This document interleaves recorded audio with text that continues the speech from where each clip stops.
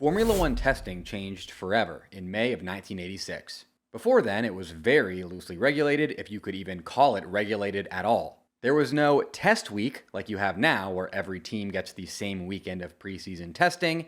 Every week was test week if your team had the financial means. This ability to be constantly developing your car on track outside of race weekends obviously immensely benefited those teams with superior funding and resources. But it was not this lack of fairness that caused Formula One testing to change forever in 1986.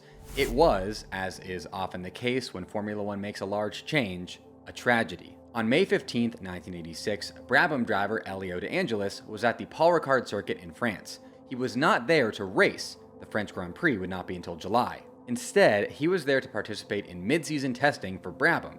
Some of Elio De Angelis' Formula One accomplishments included 2 Grand Prix victories, the 1982 Austrian Grand Prix and 1985 San Marino Grand Prix, 3 pole positions, 9 podium finishes, and him being the youngest F1 podium finisher ever.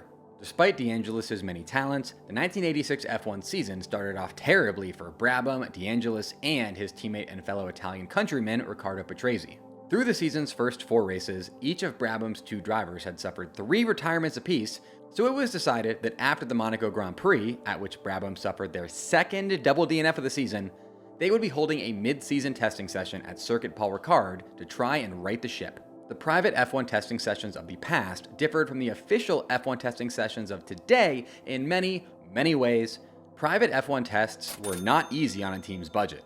For this reason, teams would try to keep private test expenses at a minimum. One way they would do this, well, that was by making fewer safety preparations. Teams figured that drivers were in less danger while alone out on the track, and thus the monetary cost to them to hire race-level medical and marshal personnel to keep on standby was not worth it. All this brings us back to May 15, 1986. While traveling at a high rate of speed on Circuit Paul Ricard, De Angelis' rear wing broke. The resulting loss of downforce caused his Brabham BT55 to crash into and flip over a barrier before erupting into flames. The impact did not kill De Angelis. He's said to have only suffered a broken collarbone and minor burns. What killed him was the lack of marshals and medical personnel on site. De Angelis died from smoke inhalation a little over a day after his crash, having inhaled a fatal amount of smoke while waiting to be extracted from his car by the limited number of marshals at the circuit that day.